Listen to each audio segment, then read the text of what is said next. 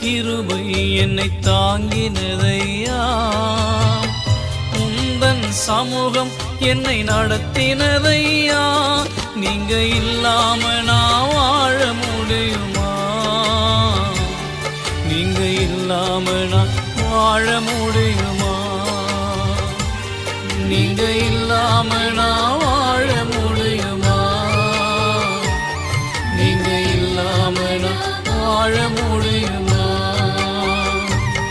என்னை அழைத்தவரே, என்னை நினைத்தவரே, என்னில் அன்பு கூர்ந்து என்னை நடத்தினீரே.